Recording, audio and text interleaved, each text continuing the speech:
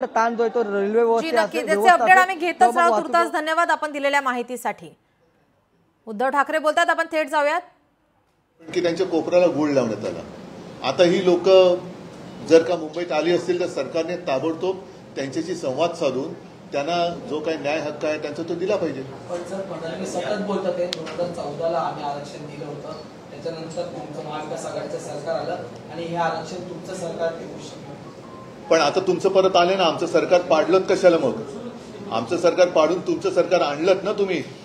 म्हणून मी म्हटलं की मराठी माणूस मुंबईत येणार नाही तर काय सुरत आणि गुवाहाटीला जाणार न्याय हक्क मागण्यासाठी? तो मुंबईतच येणार, कारण मुंबई मराठी माणसाची राजधानी. मराठा समाजाला ओबीसीतून आरक्षण देणे तुम्हाला मान्य आहे का? ऐका, या सगळ्या गोष्टी ज्यांनी आरक्षण देऊ हे शिवाजी महाराजांची शपथ घेऊन सांगितलं होतं.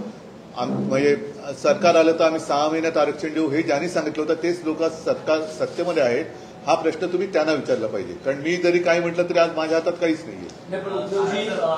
फडणवीस असं म्हणतायत की जरांगेंच्या खांद्यावर बंदूक ठेवून मराठा आरक्षण या विषयाचं राजकारण केलं जातं. कोण आहेत ते बघा ना. हे त्याने ते त्यांच्या पक्षामध्ये किंवा त्यांच्या युतीमध्ये जी काय आता एक घमासान चाललेली आहे, हे नेमकं त्यांना ते कोणाला उद्देशून बोलले? त्यांच्या बंदुकीचा रोग कोणाकडे आहे? देवेंद्र फडणवीसांच्या. हे पहिलं त्यांना विचारा की कोणी कोणाच्या खांद्यावर बंदूक ठेवले, हे बंदूक ठेवणारे कोण आहेत? आणि मग एवढं जर असेल तर बंदूक ठेवण्यापर्यंत पाळी तुम्ही काय येऊ दिलीत? का नाही सोडत त्यांचा प्रश्न? झालं ना, आता तुम्हाला सुद्धा या नोव्हेंबरमध्ये डिसेंबरमध्ये 1 वर्ष पूर्ण होईल पुन्हा मुख्यमंत्री होऊन. पुन्हा मुख्यमंत्री झाले तरी प्रश्न का नाही सुटत? आरक्षण मुंबई सोडण्याचा न सोडण्याचा निर्धार केलाय जरांगे. पण म्हणूनच मी म्हटलं काय की आतापर्यंत त्यांना खूप वेळेला फसवण्यात आलं. शिवाजी महाराजांची शपथ घेण्यात आली, त्यांना आरक्षण देण्यात आलं, आरक्षण देऊ सांगण्यात आलं, पण प्रश्न पुढे हललेला नाहीये. त्याच्यामुळे ही सरकारची जबाबदारी आहे. सरकारने पुढाकार घ्यायला पाहिजे आणि त्यांच्याशी संवाद साधून काय आहे, काय होऊ शकतं, काय करायला पाहिजे हे त्यांनी सोडवायला पाहिजे प्रश्न. जोपर्यंत आरक्षण भेटत नाही तोपर्यंत मुंबईत जा करा असं पण आवाहन केलं. पण म्हणून मी म्हटलं ना की सगळी जबाबदारी सरकारची आहे. कारण गणेशोत्सव सुरू आहे, ते काही इकडे मराठी माणसं जी सगळी आलेली आहेत ती काही इकडे दंगल करायला नाही आलेली, न्याय हक्कासाठी आलेली आहेत. 9 ते 5 वेळ देण्यात आलेली आहे. 5च्या नंतर त्या सगळ्या आंदोलकांना बाहेर काढण्याचा प्रयत्न असेल. ही बघा, मी तुम्हाला सांगतो की पूर्ण जबाबदारी सरकारची आहे. आणि ज्यांनी एक आम्ही तुम्हाला आरक्षण देऊ म्हणून शड्डू ठोकले होते ती लोक कुठे राहतात? का गावी पडाले आहेत? का नुसतीच दर्शने घेत चाललेले आहेत? एवढा जनता जनार्दन मुंबईत आल्यानंतर त्यांना सामोरे जाणार, नुसतं घरोघरी काय फिरताय सगळीकडे? उद्धवजी, पण ओबीसी मधनं आरक्षणाची जी मागणी होते आहे या संदर्भात तुमची भूमिका काय? बघा, माझ्या भूमिकेला आता काहीच अर्थ नाहीये. माझं म्हणणं होतं, मी तेव्हा मांडलेलं आहे. अगदी आंतरवेली सराटीमध्ये मी जेव्हा गेलो तेव्हा सुद्धा मी जरांगीच्या समोर उभं राहून मी बोललेलो आहे.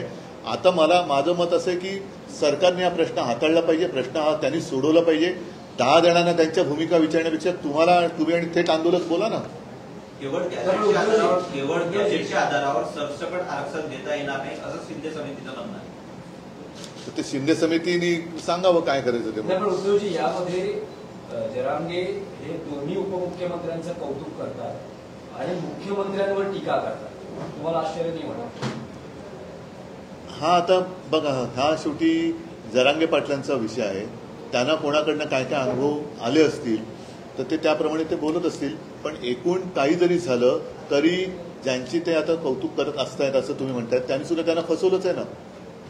ते इतके वर्ष म्हणजे 2.5 वर्ष का होईना मुख्यमंत्री होते, आता 1 वर्षभर उपमुख्यमंत्री आहेत. का नाही त्यांना न्याय देऊ शकत? त्याच्यामुळे नुसती टोलवाटोली या सरकारकडनं चाललेली आहे. ही टोलवाटोली बंद करून जो काय आहे तो सन्मान्य तोडगा त्यांनी काढला पाहिजे. ठीक आहे. असू शकतं या आरक्षणाच्या मागणीखाली एवढा जो मुंबईत आंदोलन उसळलेला आहे आतापर्यंत जे अन्याय, आतापर्यंत त्यांच्यावर त्या समाजावर झालेला अन्यायच असू शकतो ना. या आंदोलनाच्या पाठी आणखीन कोण असू शकतं? ठीक आहे. बघा, या आंदोलकांना नाही, मला आंदोलक हे काही दहशतवादी नाहीयेत. ही मराठी माणसं आहेत. ते त्यांच्या हक्काने विघ्नहर्त्याच्या उत्सवात न्याय मागायला आलेले आहेत. आणि त्यांना अशी अपेक्षा कदाचित असेल की सरकार देऊ शकत नाही तर हे विघ्न आता तूच आमच्यावरचं विघ्न दूर कर. थँक्यू. नाही अभि हाँ मोहन भागवत का एक बयान है कि 75 साल में रिटायरमेंट होना नहीं होना इस बारे में मैं कुछ नहीं कह सकता, लेकिन 75 साल में रिटायर कोई भी हो सकता है. 75 साल में उन्होंने कहा 2-3 बच्चे होने चाहिए. हाँ, दूसरी बात नहीं मतलब उनको जो भाजपा की स्थिति है वो देखी नहीं जा सकती. उन्होंने जो सलाह दिया है कि 2-3 बच्चे होने चाहिए, वो शायद अगर वो सारे लोग मानेंगे तो उनके